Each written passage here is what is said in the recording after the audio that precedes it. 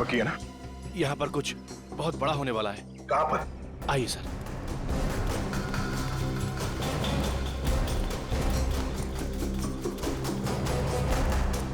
Sir, इस तरफ है वो लोग।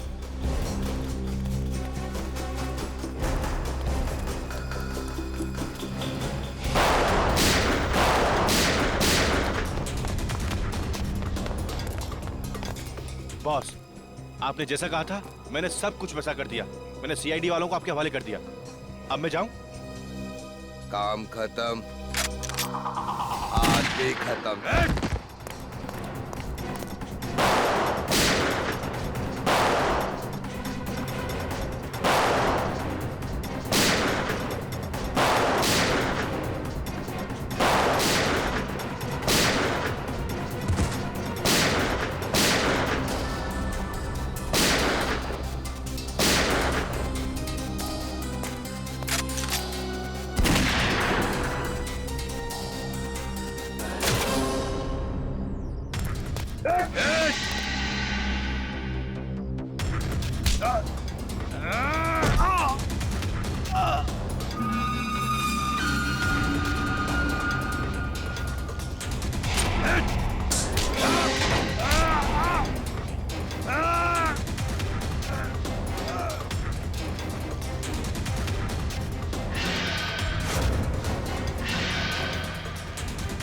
श्रेया नीचे!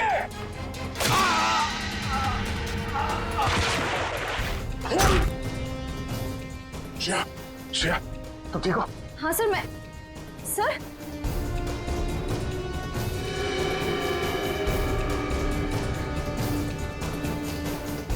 आपको इतना खून निकल रहा है? छोटा सा घाव है, ठीक हो जाएगा। सर मैं फर्स्ट एड किट लेकर आऊं। जरूरत नहीं श्रेया, चलो।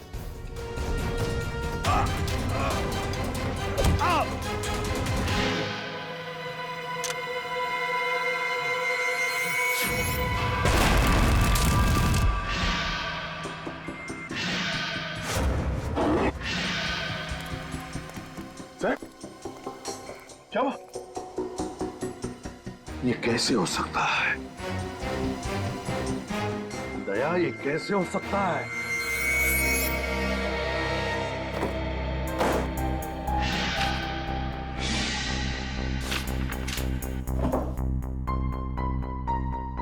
रानी, एसीपी साहब को कौन सी बात परेशान कर रही है?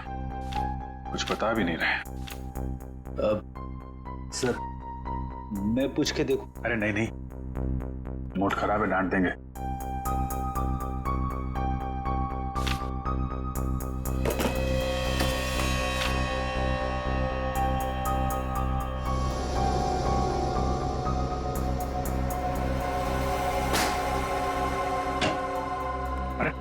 कहाँ आ रहे हैं आप लोग? कहाँ घुस रहे हैं? हमें एसीपी प्रद्युमन से मिलना है। उनकी कायरता को लेकर उनसे कुछ सवाल करने। कायर? आप एसीपी प्रद्युमन को कायर कह रहे हैं? कायर को कायर नहीं कहा जाए तो और क्या कहा जाए? और क्या वजह हो सकती है जो इतने बड़े खूंखार अपराधी को उन्होंने ऐसे ही यूं ही जाने दिया? आप लोगों के लिए बातें बनाना बहुत आसान है। कभी किसी असली मुजरिम से पाला नहीं पड़ा ना आपका। तरह तरह के मुजरिमों से दिन रात उलझते रहते हैं हम लोग। किसी के पास गन होती है, किसी के पास चाकू, किसी के पास बम। 10 मिनट के लिए भी अगर सीआईडी की ड्यूटी निभानी पड़े आपको, तो जिंदगी में दोबारा कभी कायर करने की हिम्मत नहीं करेंगे। चलिए मान लेते हैं कि एसीपी प्रद्युमन कायर नहीं है, तो क्या वो अपराधी के हाथों बिक चुके हैं? आखिर कितनी कीमत ली है उन्होंने उस अपराधी को आजाद करने की? बकवास बंद करिए, उल्टे सीधे इल्जाम मत लगाइए एसीपी पे। आप तो सर ऐसे भड़क रहे हैं जैसे आपके ऊपर ही इल्जाम लगाया जा रहा हो। कहीं एसपी साहब के साथ आप भी शामिल तो नहीं है रिश्वत लेने में? बाहर जाओ आप लोग। बेफजूल सवालों का जवाब देना मैं जरूरी नहीं समझता। सर, जवाब तो आपको देना होगा, क्योंकि इस देश की जनता को पूरा अधिकार है ये जानने का कि जिस सीआईडी पर वो इतना भरोसा करते हैं, उस सीआईडी को कहीं जंग तो नहीं लग गया। सीआईडी को कभी जंग नहीं लग सकता, समझे आप लोग? इस देश की जनता हर रात निश्चिंत होकर इसलिए सोती है क्योंकि उन्हें पूरा विश्वास है कि जब तक ये सीआईडी है उनकी जान को कोई खतरा नहीं हो सकता। लेकिन आप लोग जो है ना, जनता की आड़ लेकर अंधेरे में तीर चलाते हैं। अंधेरे में जाइए आप लोग, प्लीज जाइए।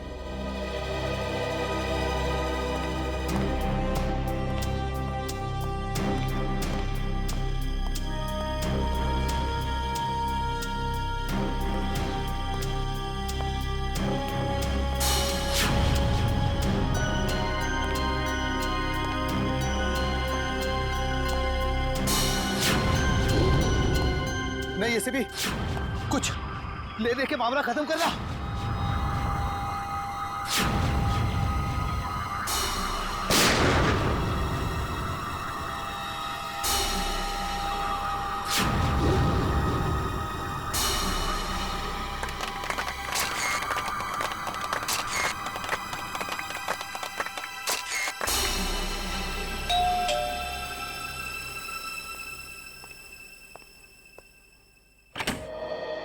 अरे दया, अभिजीत, तुम दोनों इस वक्त?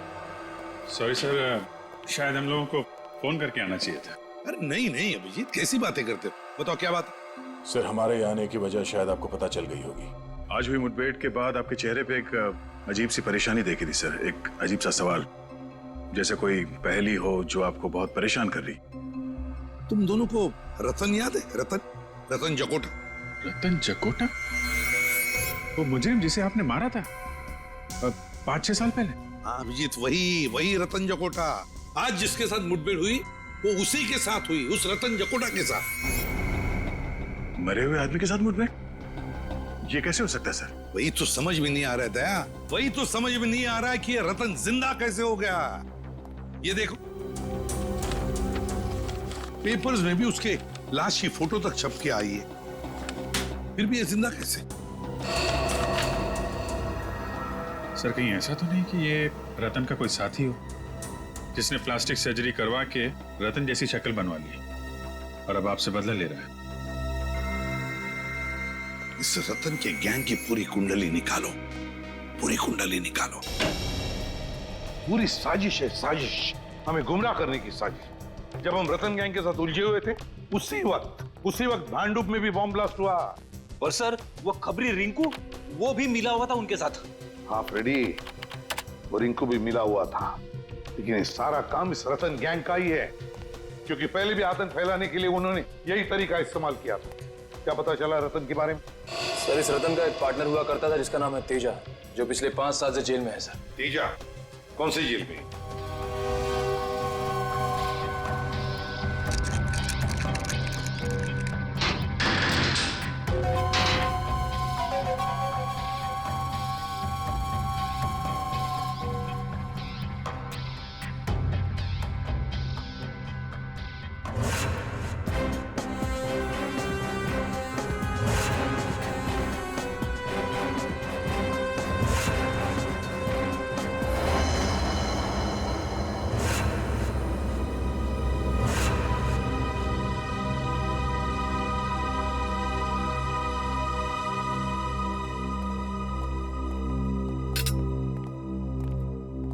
सर, ये है मिस्टर बलवंत, तेजा के वकील।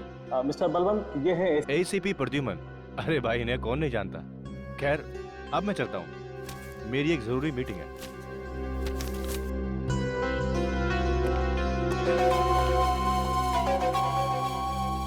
कहिए एसीपी साहब, आज सीआईडी को मेरी याद कैसे आ गई?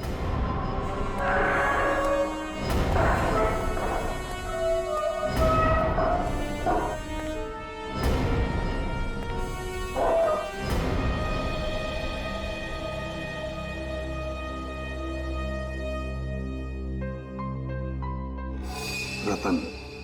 रतन मेरा पार्टनर था, मैं उसे कैसे भूल सकता हूं? आप ही की गोली का शिकार होकर वो इस दुनिया से उठ गया था। जिंदा है, जिंदा है रतन। क्या रतन जिंदा है? ऐसा कैसे हो सकता है? 5 साल पहले आप ही ने तो गोली मारी थी उसको। हाँ, मैंने ही गोली मारी थी उसे,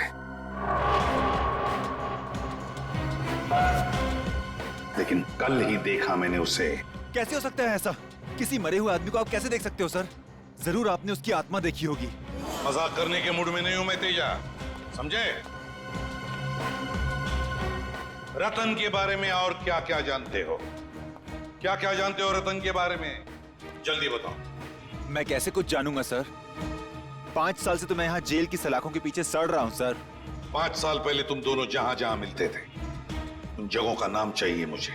कोई एक अड्डा हो तब तो बताओ ना सर। जितनी बार वो मिलता था, हर बार अलग अलग जगह। कभी चूना भट्टी तो कभी भिंडी बाजार, कभी भिवंडी तो कभी माहिम सर। जेलर साहब, तेजा की अच्छी खातिरदारी करना।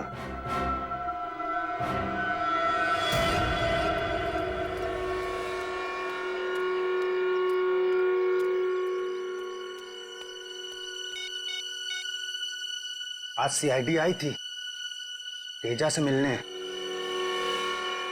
कुछ गड़बड़ लग रही है। अच्छा हुआ उस दिन फोन कट गया, ये मैं तो फंस जाता। बाद में बात करते हैं, ठीक है? सर आप चाय पियेंगे? पियेंगे नहीं, पिलाएंगे। चाय जेल की तुम्हें, हैं? बता क्या चक्कर है तेरा तेजा के साथ? कुछ नहीं साहब, बस मैं तो। चुप! तेजा का नाम लेकर किससे बातें हो रही थी? 2 दिन पहले मेरे मोबाइल पे किसी का फोन आया था, कह रहा था तेजा से बात कराओ। जब तक मैं तेजा के पास पहुंचता फोन कट गया था और फिर दोबारा फोन नहीं आया। नंबर बता, कहां से फोन आया था?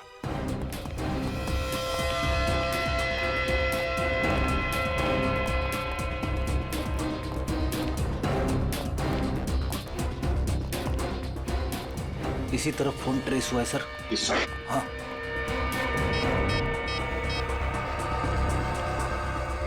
अभिजीत, जिस आदमी ने चाय वाले को फोन किया था उसका फोन गोदाम नंबर 22 पर ट्रेस हुआ है। हाँ, जल्दी आना, जल्दी।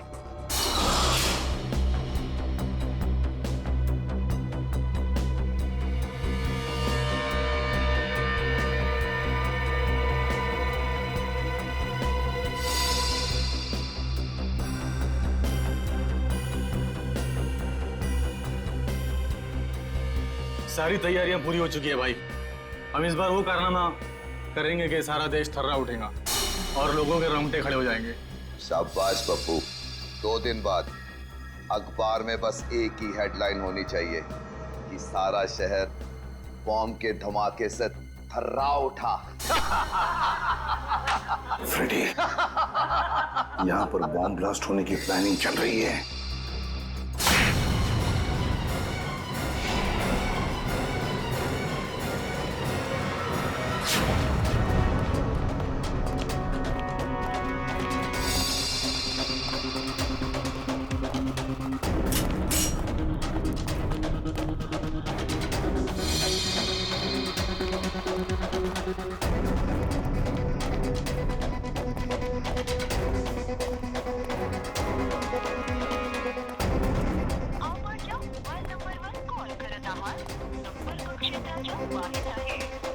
सर, ना एसीपी सर का फोन लग रहा है, ना ही फ्रेडी सर का।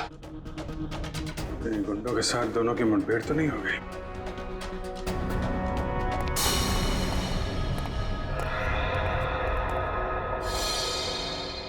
पूरा एरिया अच्छी तरीके से चेक करो।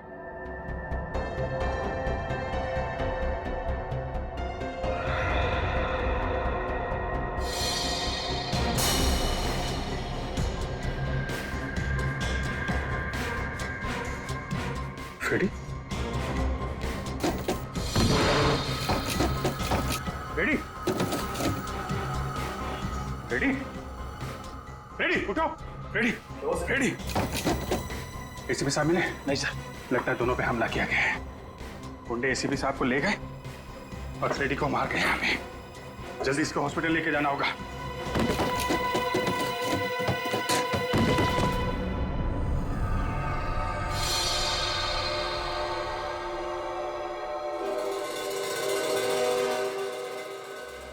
खुद पे शर्म आ रही है मुझे सर। मैं एसीपी सर के साथ था, फिर भी उनकी रक्षा नहीं कर पाया। पता नहीं वो गुंडे उन्हें कहां ले गए होंगे। खुद को दोष देने का क्या फायदा फ्रेडी? अच्छा जरा याद करो, बेहोश होने से पहले तुमने गुंडों की कोई बातचीत सुनी थी? किसी जगह का नाम लिया हो उन्होंने जहां वो एसीपी सर को ले जा सकते हैं? नहीं सर।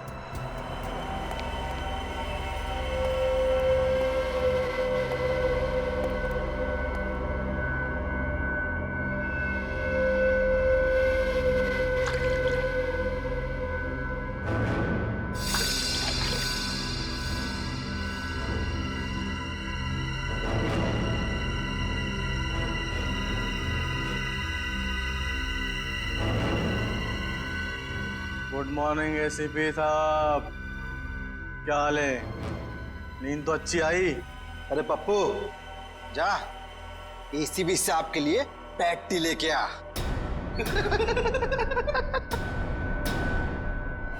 कौन हो तुम? तुम्हारी मौत। मेरी मौत? एसीपी प्रद्युमन की जिंदगी इतनी सस्ती नहीं है, समझे? कौन हो तुम? बताओ क्या चाहिए तुम्हें? हम कौन है, क्या चाहते हैं, ये तुझे बहुत जल्द पता चल जाएगा एसीपी। पहले जरा बॉस को तो आने दे। कौन है तुम्हारा बॉस? कौन है तुम्हारा बॉस? रतन? रतन है तुम्हारा बॉस? अरे इतनी भी क्या जल्दी है जानने की एसीपी साहब, अभी तो फिल्म का इंटरवल हुआ है। विलन कौन है ये तुझे क्लाइमैक्स में पता चल। फिल्म खत्म होने से पहले ही विलन खत्म हो जाएगा, समझे? रस्सी चल गई मगर तेरा बल नहीं गया एसीपी। बहुत हेगड़ी है एसीपी में। हम ही निकालेंगे।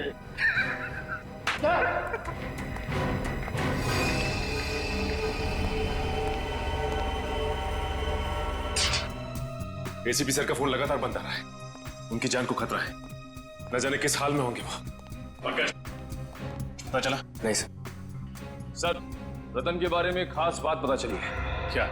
8 साल पहले 2005 में रतन पिंजरपुर जेल में था। वहां के जेलर ने बताया कि उसे किडनी की बीमारी है और उसे हर हफ्ते डायलिसिस की जरूरत पड़ती है। डायलिसिस? इसका मतलब जेल से निकलने के बाद भी इलाज के लिए वो किसी न किसी डॉक्टर से जरूर मिलता होगा। निखिल, शहर के हर किडनी स्पेशलिस्ट से मिलो, पूछताछ करो। हमें जल्द से जल्द रतन तक पहुंचना है। रतन को ढूंढने में आपको सिर्फ एक ही आदमी मदद कर सकता है और वो हूं मैं। जैसे ही मुझे पता चला कि एसीपी साहब की जान खतरे में है, मैंने तुरंत अपने आदमियों को काम पे लगा दिया रतन का अड्डा ढूंढने के लिए। कहाँ मिलेगा ये रतन? सर, चिकूवाड़ी में। चीकूवाड़ी? छान मारो।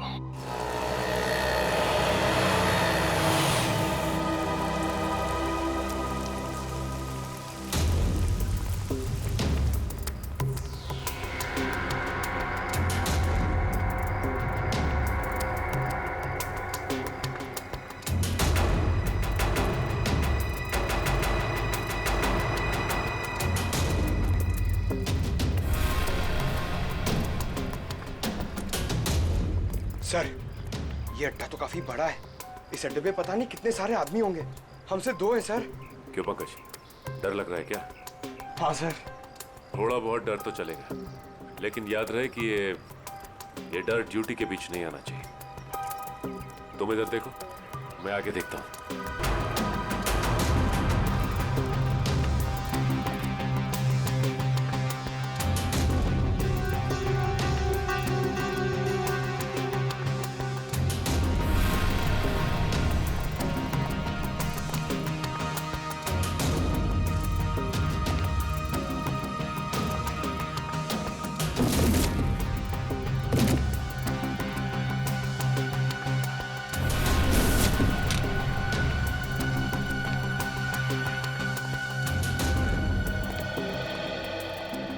सर, बाहर कोई नहीं है।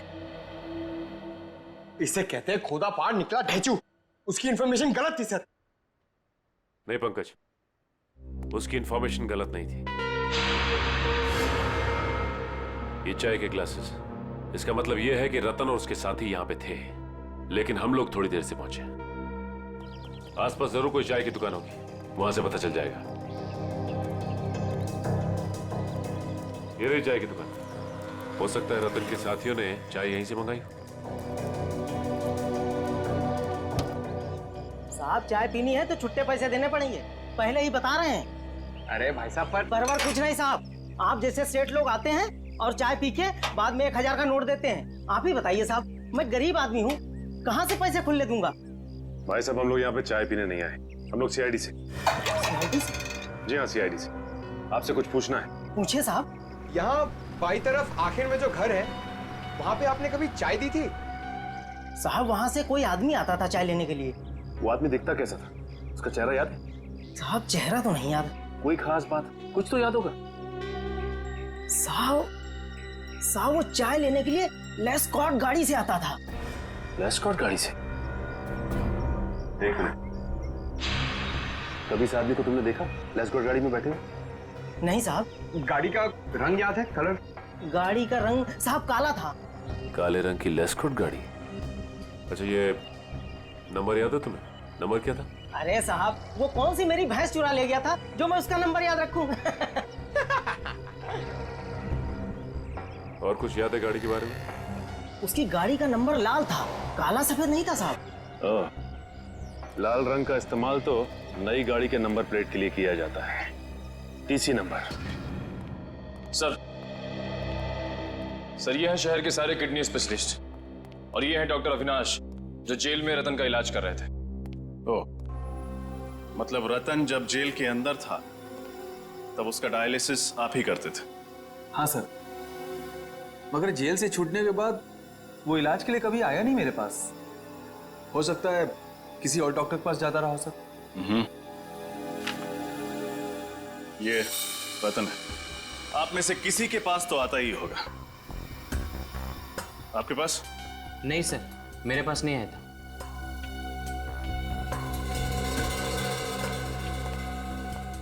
आपके पास? No sir.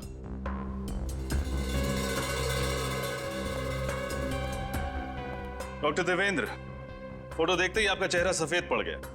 आपके पास आता था? नहीं तो। डॉक्टर साहब, आपको डरने की जरूरत नहीं, जो कुछ भी है खुल के बताइए। ये बहुत खतरनाक आदमी है सर। अगर इसको पता चलेगा कि मैंने सीआईडी के सामने अपनी जुबान खोल दी है तो मुझे जान से मार देगा। देखिए, आप घबराइए मत, आपको डरने की जरूरत नहीं है। आपकी सुरक्षा की जिम्मेदारी हमारी है। आप सिर्फ ये बताइए कि ये आदमी कब आया था आपके पास? ये नहीं आया था, मैं गया था इसके पास।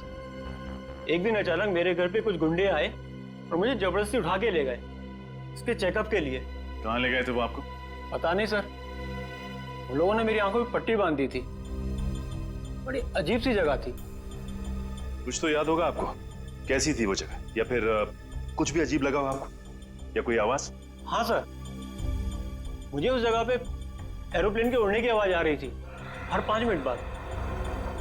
एरोप्लेन की आवाज? मतलब वो जगह एयरपोर्ट के आसपास है। पूरा एरिया छान मारेंगे। और उस चाय वाले ने बताया था ना, काली लेस्कॉट गाड़ी के बारे में, जिसका नंबर प्लेट लाल रंग का है। ऐसी गाड़ी कौन चलाता है ये आरटीओ से पता चल जाएगा।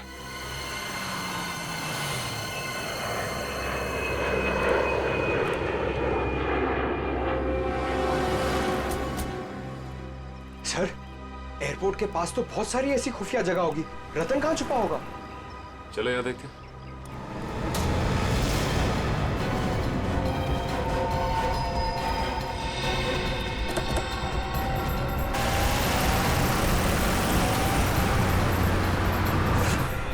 बाद में।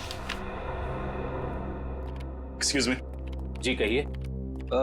पिछले महीने में कितनी लेस्कॉट गाड़ियां खरीदी गई है, इसके बारे में जानकारी चाहिए। ये आरटीओ ऑफिस है भाई साहब, ऐसे ही किसी को भी इंफॉर्मेशन नहीं दे सकते।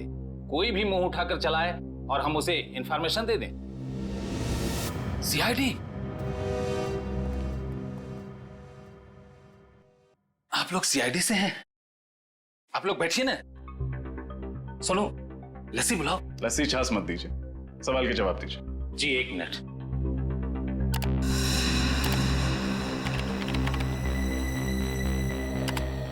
पिछले महीने में कुल 8 लेस्कॉट गाड़ियां खरीदी गई थी। 8? उनमें से काली रंग की कितनी थी? कुल 5 गाड़ियां थी मैडम। 5 काली लेस्कॉट गाड़ियां। ये पांचों गाड़ियां किस किस ने खरीदी हैं? राजीव, सरताज, आर्यन, बलवंत कुमार। बलवंत कुमार तो तेजा का लॉयर है ना, उसका केस लड़ रहा है। हाँ सर। इस बलवंत कुमार का एड्रेस क्या है? पूरा घर अच्छे से छान मारो।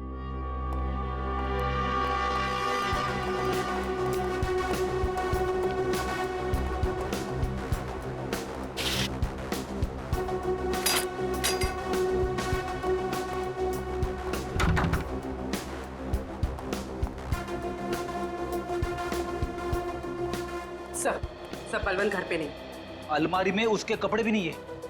मतलब बोरिया बिस्तरा बांध कर रफू चक्कर हो गया है बलवंत। एयरपोर्ट, रेलवे स्टेशन, सभी चेकनाकों पर खबर कर दो। बलवंत बचकर भागना नहीं चाहिए।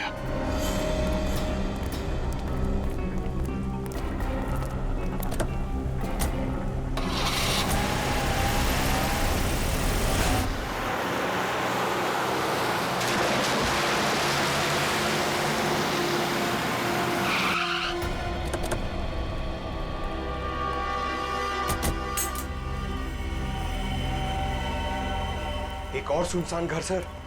हाँ, शायद रतन की तलाश यहाँ पे पूरी हो जाए।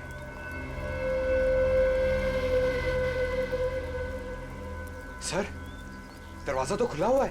हाँ,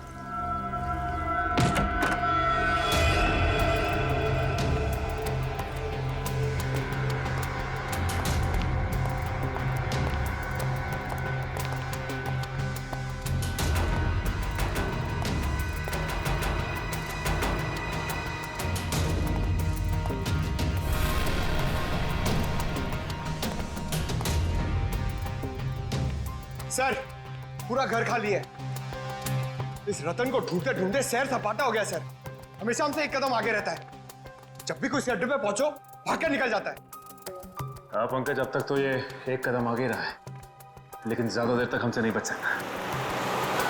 सर, गाड़ी की आवाज सुनी आपने? हाँ।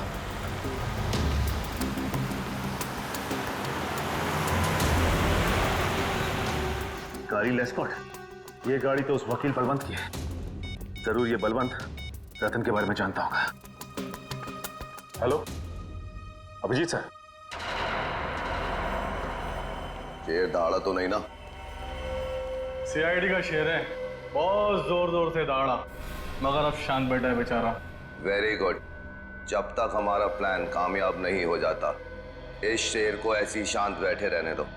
एसीपी की शांति और हमारे बम का धमाका, क्या मस्त कॉम्बिनेशन है ना?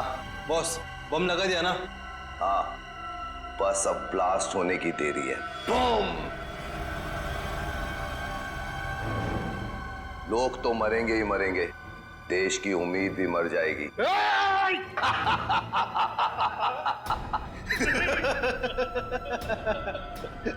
फड़फड़ाओ एसीपी, फड़फड़ाओ। हाँ, फड़फड़ाओ। ये सीआईडी का सबसे खतरनाक खिलाड़ी है, इस पे नजर रखना। अगर ये पिंजरे से फुर्र हो गया ना तो हम सब मारे जाएंगे, समझे? नजर रखना इस पर, नजर।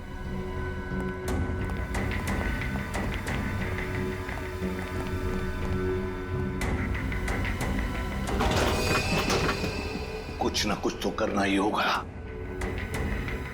किसी भी हालत में मुझे यहां से बाहर निकलना ही चाहिए, वरना तबाही मच जाएगी।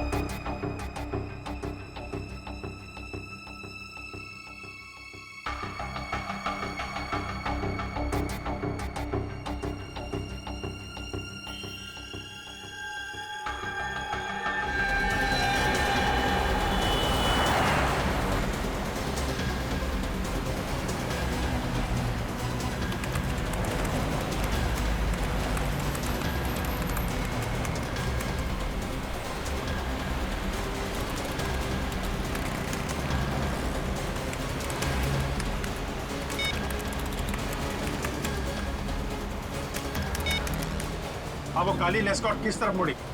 बंसी नगर की तरफ। बंसी नगर लो, बंसी नगर।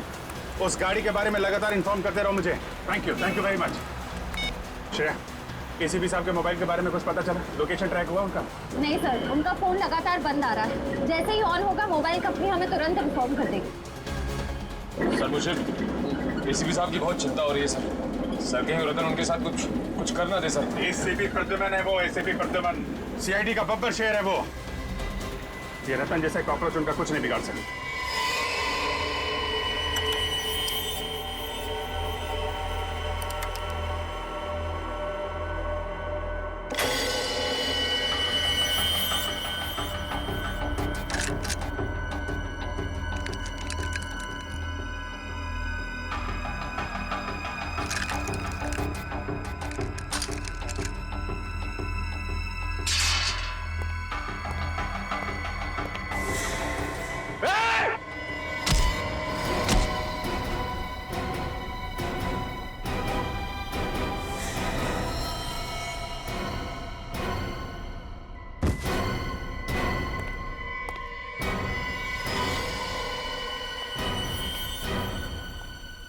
Pappu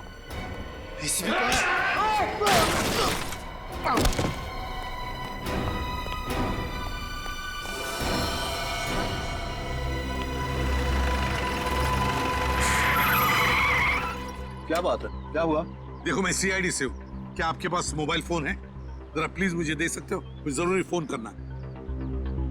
thank you.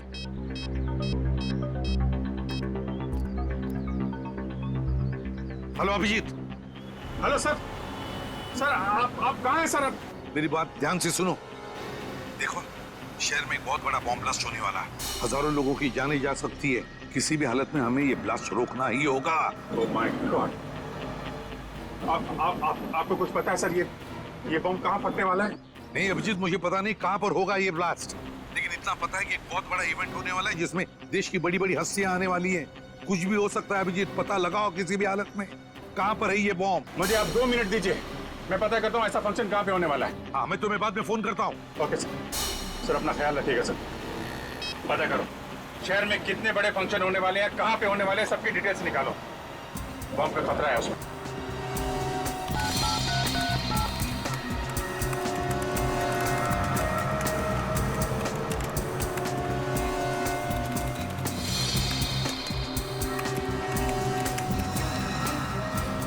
ठीक है सर, अंधेरी में एक फंक्शन है जो आर्मी ऑफिसर्स की शान में रखा गया है। सर दूसरा फंक्शन जूम में है। वहाँ पे मेडिकल कॉन्फ्रेंस है सर। देश विदेश के बड़े बड़े न्यूरोलॉजिस्ट अपना रिसर्च शेयर करने के लिए आए हैं। जूम में? सर एक फंक्शन तो बड़ा ही हाई प्रोफाइल अवार्ड फंक्शन है सर। कौन सा? इस फंक्शन में देश को तरक्की की राह पे ले जाने वाले लोगों को सम्मानित किया जाएगा। बड़ी बड़ी हस्तियां आएगी वहाँ पे, इंडस्ट्रियलिस्ट, बिजनेसमैन, पॉलिटिशियंस, खिलाड़ी, फिल्म स्टार्स वगैरह। यही फंक्शन है फ्रेडी, यही फंक्शन है। कहाँ पे होने वाला है? इंडस्ट्रियलिस्ट, बिजनेसमैन, पॉलिटिशियंस, खिलाड़ी, फिल्म स्टार्स वगैरह। यही फंक्शन है फ्रेडी, यही फंक्शन है। कहाँ पे होने वाला है? इसी कला केंद्र। ठीक है जल्दी से जल्दी वहाँ पहुँच जाओ, मैं भी वहीं पे मिलता हूँ तुम्हें। केपी कला केंद्र लेना जल्दी, केपी कला केंद्र।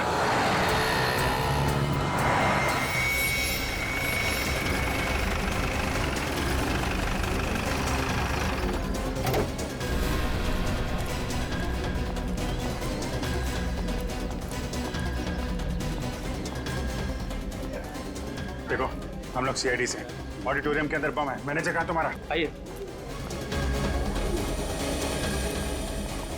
मैनेजर साहब। हाँ दीपक, सर सीआईडी ये लोग कह रहे हैं कि ऑडिटोरियम में बॉम्ब है सर। बॉम्ब? हाँ। कहीं ये काम उन इलेक्ट्रिशियंस का तो नहीं? इलेक्ट्रिशियन? हाँ सर। कौन है वो? कल 4 इलेक्ट्रिशियन आए थे सर, बड़ा सा बॉक्स लेकर के। कह रहे थे कि मेकअप रूम के सारे इलेक्ट्रिक वायर्स चेक करने हैं। मुझे लग रहा है कि उन्होंने ये गड़बड़ की है। कहाँ है मेकअप रूम? कहाँ दिखाइए जरा। सर इधर है, आइए सर। सर इसी तरफ। कहाँ पे है? यही सर, यही वो।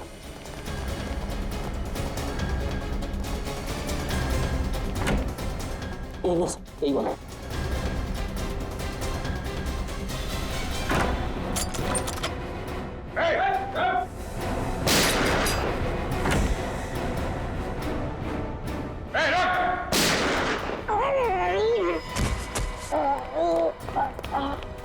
सीआईडी को फंसाएगा? बोल बोल बम कहाँ है? बोल। सर बम के बारे में कुछ भी नहीं पता सर, केवल इतना पता है कि 5:30 बजे बम फूटेगा। मैं तो बस बचने के लिए भाग रहा था सर। 5:10 20 मिनट है, लेके जाओ इसको। 20 मिनट में बॉम्ब को ढूंढ के उसको डिफ्यूज करना और ऑडिटोरियम में से इतने सारे लोगों को बाहर निकालना बड़ा मुश्किल लगा। कैसे होगा ये? 20 मिनट बहुत है फ्रेडी।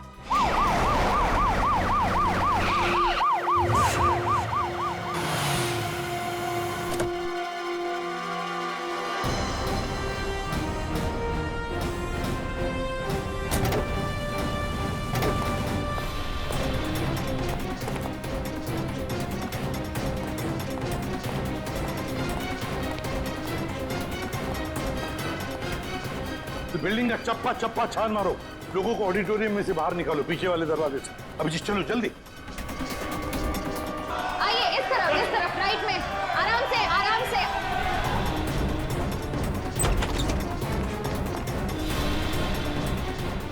जल्दी से भागो यहाँ से, यहाँ पे बॉम्ब है। उधर देखो, उधर। आइए प्लीज।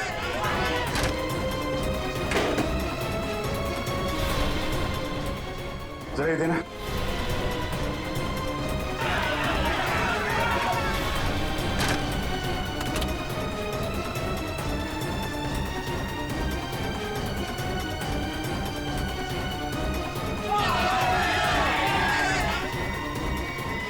भाई, सब काम प्लान के मुताबिक चल रहा है।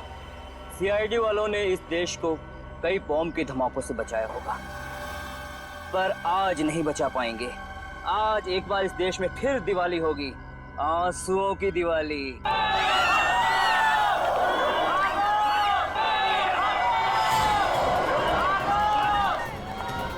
ये क्या? ये लोग बाहर आ रहे हैं।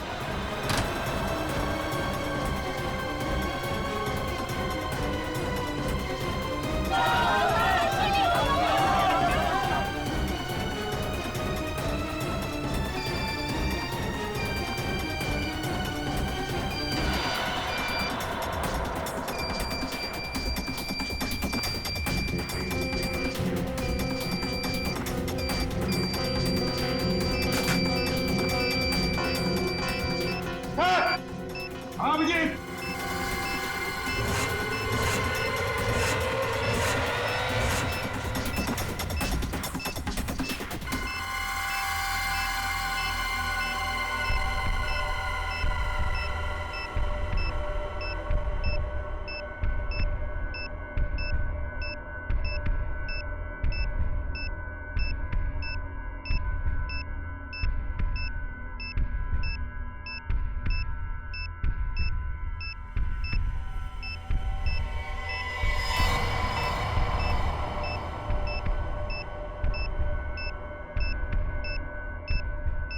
सर सिर्फ 7 मिनट बचे।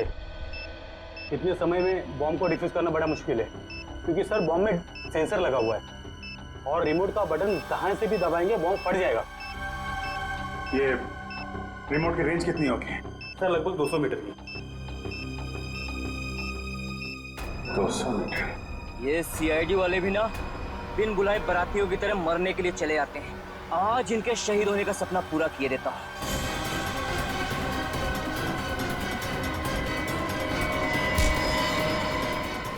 इस देश की नींव इतनी कमजोर नहीं कि तेरे जैसे हल्के हवा के झोंके उसे हिला सकें। बहुत फिक्र है तुझे इस देश की और इस देश में रहने वाले नागरिकों की। भले ही चाहे रिमोट छीन ले, अब 5:30 बजने में सिर्फ 3 मिनट रहेगा, 3 मिनट, और दुनिया का कोई भी बम स्क्वाड इस बम को डिफ्यूज नहीं कर सकता।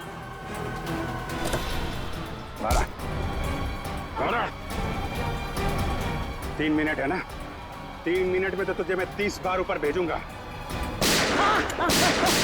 बोल, बम कैसे डिफ्यूज करते? बोल। बम के ऊपर लगी प्लेट को सुपर मैग्नेट से कनेक्ट करेंगे तो बम का सर्किट ब्रेक हो जाएगा और डिफ्यूज हो जाएगा।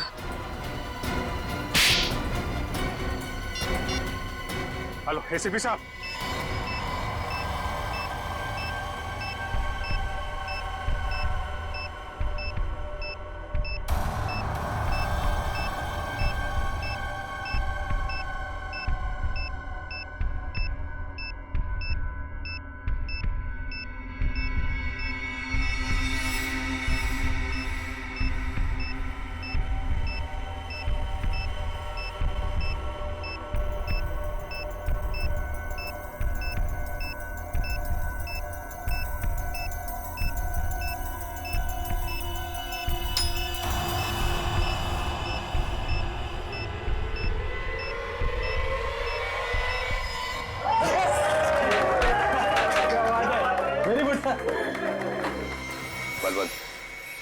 देश छोड़ने का जल्दी से जल्दी इंतजाम करो।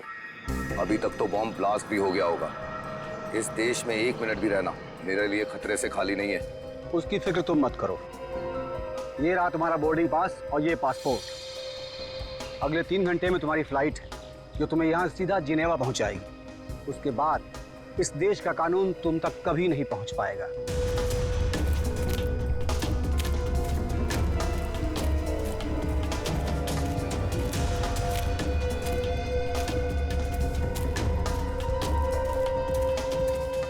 तो यहाँ क्या कर रहा है? तुझे तो प्लान के मुताबिक इस वक्त प्लान के मुताबिक तो बहुत कुछ करना चाहते थे तुम। सीआईडी वालों ने आज तक बड़े बड़े प्लान्स की खिचड़ी बनाकर उन्हीं को खिला दी है जिन्होंने प्लान्स बनाए थे, समझे?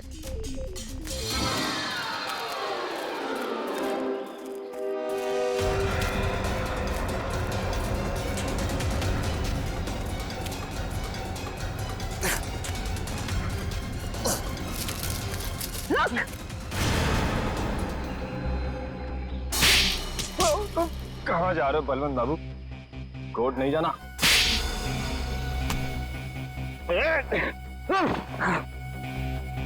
कहाँ भाग रहे हो? हाँ? तुझसे तो हमें पिछले 5 साल का हिसाब लेना है। 5 साल पहले जिसको आपने गोली मारी थी वो मैं नहीं, मेरा भाई था। क्या? तुम्हारा भाई था? हाँ, मेरा जुड़वा भाई।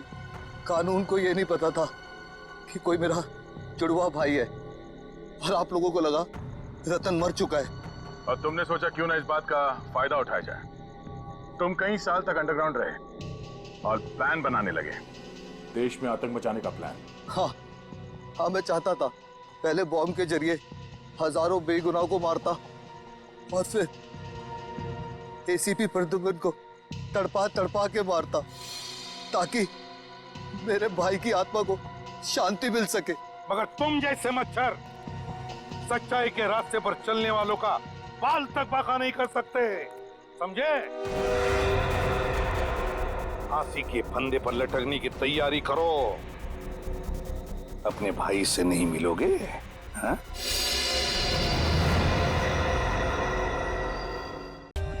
For more updates, subscribe to our channel, click the show links and enjoy watching the videos.